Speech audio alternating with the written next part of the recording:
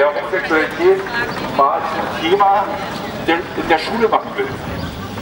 Also eine ganze Reihe von Menschen, die protestiert haben, wo dann Regierungsorganisationen diese Aktivitäten und diese Ziele aufgenommen haben. Und seitdem ist eine ganze Menge erreicht worden. Erfährt und sein Leben ohne Benachteiligung gestalten kann.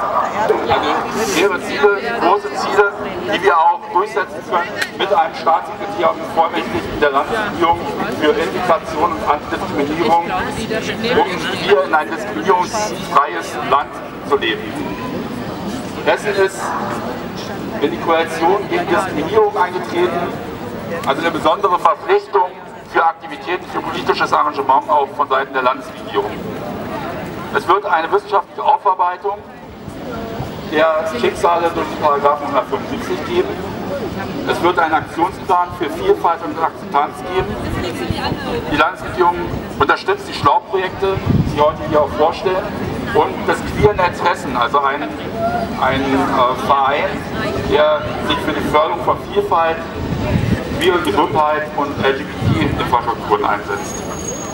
Demnächst wird es auch eine Diskriminierungsstelle geben beim Ministerium für Soziales und Integration. Da wird es einen hauptamtlichen Menschen geben, einen hauptamtlichen Beschäftigten, der sich ausschließlich für die Gleichstellung, für die Antidiskriminierung von Homosexuellen und Transgender einsetzt. Hier in Kassel haben wir einen runden Tisch gegen Homophobie und Transphobie.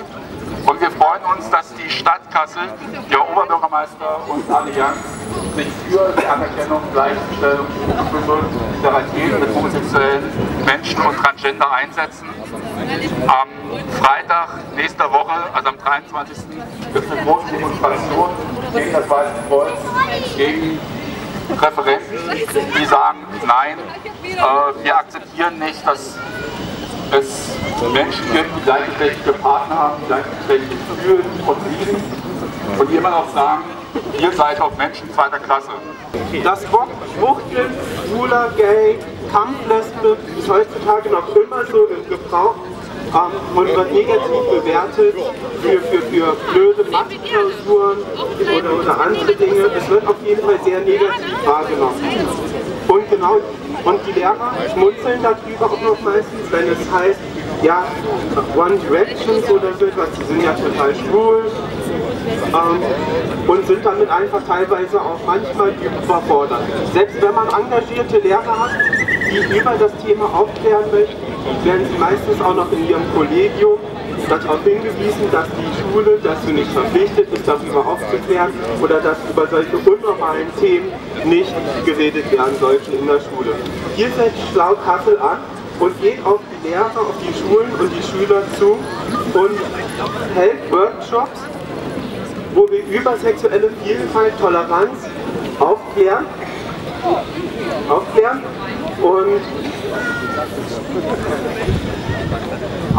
und versuchen, gegen diese diskriminierenden Bewegungen von den Wörtern schwul, Kampflesbe, Schwuchtel anzukämpfen und halten dort Workshops. Dieser Kampf ist sehr, sehr anstrengend, weil wir eben noch viele Benachteiligungen in den Lehrplänen haben. Die Lehrutensilien sind auch meistens relativ schlecht belegt mit dem Thema gleichgeschlechtliche Liebe, die heutzutage einen wesentlichen Teil der Gesellschaft ausmacht. Die Schule bildet dort nicht mehr die Normalität ab, sondern eher die Unnormalität ab, wenn sie dieses Thema exzessiv ausgrenzt. Wir haben es auch leider schon in Baden-Württemberg gesehen, wie sehr dieses Thema polarisiert.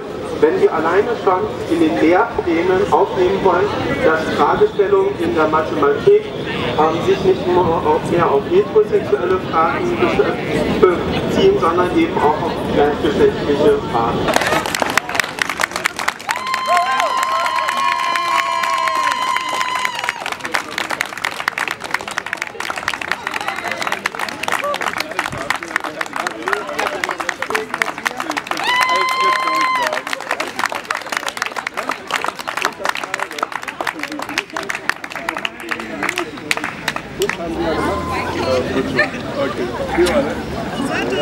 Ja, herzlichen Glückwunsch, würde ich mal sagen.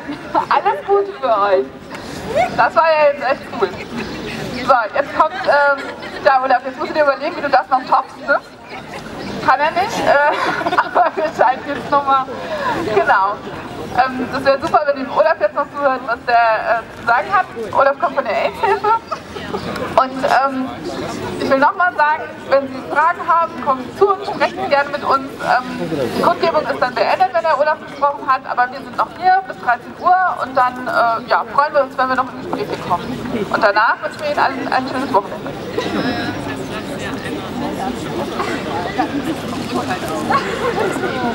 Okay, also, Homosexualität ist keine Krankheit.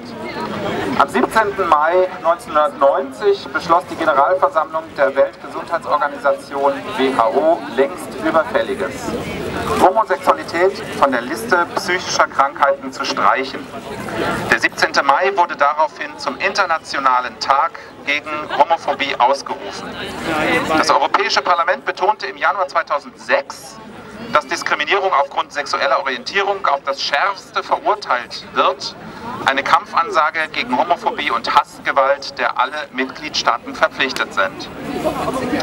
Nun ist Homo- und Transphobie aber weiterhin ein Thema. Nicht nur bei uns, sondern offensichtlicher beispielsweise in Russland. Dort ist Homosexualität gesellschaftlich tabuisiert. Homosexuelle Handlungen sind jedoch legal. Mit dem Argument des Kinderschutzes wurde die sogenannte homosexuelle Propaganda in der Öffentlichkeit in manchen Regionen Russlands von 2006 bis 2013 unter Verbot gestellt.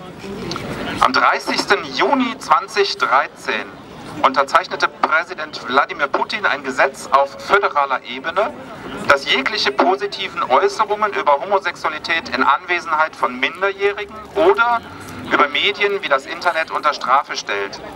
Der Staat erkennt keine gleichgeschlechtlichen Partnerschaften an und verbietet seit dem 3.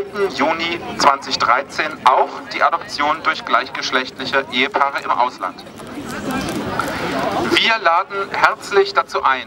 Wir, das sind die AIDS-Hilfe und der CSD-Verein in Queerfilm Kassel, am Sonntag, den 18. Mai, also morgen um 14 Uhr zu einer Veranstaltung ins kleine Bali zu kommen. Dann wollen wir zeigen, wie sich diese homophobe Gesetzgebung in Russland praktisch auswirkt. Side by Side, ein queeres Filmfestival in St. Petersburg, leidet unter diesem Gesetz. Die AktivistInnen wollten sich nicht in ihrer Arbeit einschränken lassen und wurden zu einer hohen Geldstrafe verurteilt. Nur unter Einsatz der jeweiligen persönlichen Risiken arbeitet das Festival weiter und wird dabei stark behindert. Deutschlandweit werden seit letztem Jahr Spenden gesammelt, um zu helfen, den Betrieb von Side by Side aufrechtzuerhalten. Nach der dokumentarischen Vorstellung des Festivals und einiger kleiner Präventionsclips gegen Homophobie in Russland werden wir mit einer Aktivistin des Festivals über Skype reden und das Publikum kann direkt mitdiskutieren. Große Teile des Solidar-Eintrittsgeldes werden als Spende nach St. Petersburg geschickt.